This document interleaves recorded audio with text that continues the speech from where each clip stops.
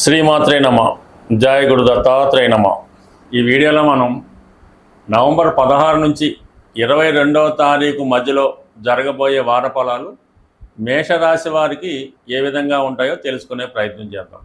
ముఖ్యంగా మేషరాశి వారికి ఈ వారం అంతా కూడా సప్తమ స్థానంలో ఏర్పడినటువంటి శుక్రగ్రహ సంచారం, అది మాలవ్య మహాపురుష యోగం అనే పంచమర్ష యోగం వల్ల ఈ జాతకుడికి ముఖ్యంగా ఎవరైతే వివాహం కొరకు, పెళ్లి సంబంధాల కొరకు ప్రయత్నం చేస్తున్నారో వారి ఆశయం నెరవేరే అవకాశం ఉంది. భాగస్థులతో కానీ, జీవిత భాగస్వామితో కానీ ఉన్నటువంటి చికాకులు, ఇబ్బందులు ఏమన్నా ఉంటే ఈ వారం తొలగిపోయే అవకాశం ఉంది.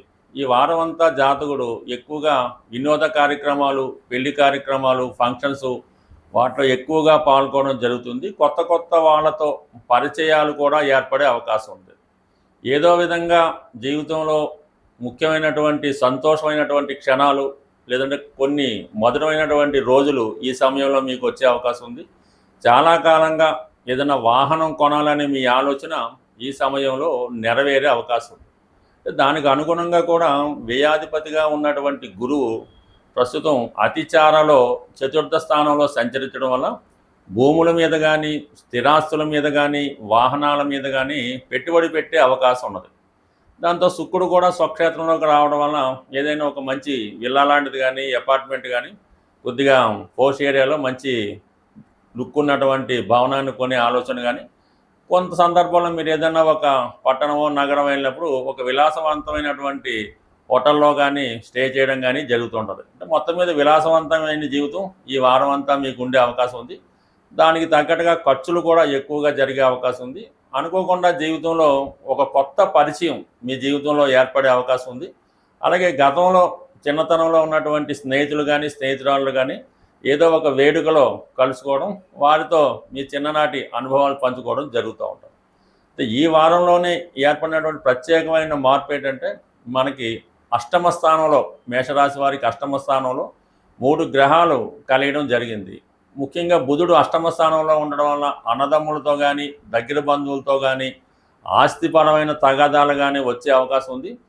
జాతకుడికి అనుకోకుండా చిన్న విషయాన్ని పెద్ద చేసుకోవడం, ఊరిక పగ, కోపం పెంచుకోవడం, ఈర్ష్యగా ఉండడం జరిగే అవకాశం ఉంది. చాలా వరకు సావకాశంగా ఉండడం మంచిది. ఎందుకంటే కుజ, బుధుడు అలాగే రవి కూడా అష్టమ స్థానంలో ఉండడం వల్ల ఉద్యోగస్తులకి, అధికారుల వల్ల కొన్ని ఇబ్బందులు ఏర్పడుతూ ఉంటాయి.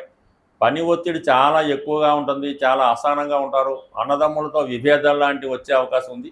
వృత్తి మీద ఎంత కష్టపడి పనిచేసినప్పటికీ కూడా ఏదో విధంగా విమర్శలు లాంటివి రావడం జరుగుతూ ఉంటుంది. 100% అధికారులతో కానీ, చిన్నవాళ్ళైతే తండ్రి గారితో కానీ విభేదాలు, సమస్యలు వచ్చే అవకాశం ఉంది. వ్యక్తిగతంగా జాగ్రత్తగా ప్రయాణాలు చేయవలసి ఉంటుంది. ఏదో ఒక విషయంలో చిన్నది కానీ, పెద్దది కానీ ప్రమాదం జరిగే సూచనలు ఉన్నాయి. కాబట్టి ప్రమాదకర వృత్తిలో ఉన్నవాళ్ళు కానీ, ప్రయాణాలు ఎక్కువగా చేస్తున్న వాళ్ళు కొద్దిగా జాగ్రత్తగా ఉండడం అన్నది మంచిది. అయితే గురుదృష్టి ఉండడం వల్ల కొంతవరకు బయటపడవచ్చు, బట్ కానీ జాగ్రత్త అనేది కంపల్సరీగా అవసరం అనేది అవుతుంది. అలాగే లాభస్థానంలో రాహుగ్రహ సంచారం వల్ల కొత్త కొత్త అవకాశాలు రావడం జరుగుతుంటుంది. పెద్ద పెద్ద పారిశ్రామికవేత్తలతో కానీ, బాగా ఫైనాన్స్తో కానీ మీకు వాళ్ళు పరిచయం ఏర్పడడం, వాళ్ళు కొంత వరకు మీకు సహకరించడం జరుగుతూ ఉంటుంది.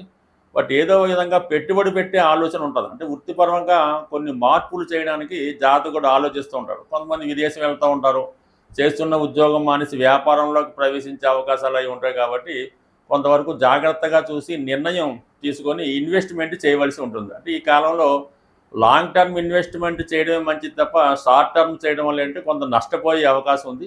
అలాగే రియల్ ఎస్టేట్ సంబంధించినటువంటి ఎవరైతే రియల్ ఎస్టేట్లో ఉన్నారో వాళ్ళకి కొంత అవకాశాలు దగ్గరికి వచ్చి మిస్ అవ్వడం అలాంటివి జరిగే అవకాశం ఉంది. బట్ ఏదైనా ఈ రాశి వారికి ఈ వారంలో గురువు చతుర్థంలో ఉచ్చులో ఉండడం వల్ల ఏర్పడినటువంటి హంస మహాపురుష యోగం, శుక్రుడు వల్ల ఏర్పడినటువంటి మాలవ్య మహాపురుష యోగం, ఇవన్నీ కూడా జాతకుడికి స్థిరాస్తి సంబంధించిన విషయాలు, వివాహ సంబంధించిన విషయాలు, స్త్రీలతో పరిచయాలు ఇవన్నీ కూడా చాలా అనుకూలంగా ఉన్నాయి.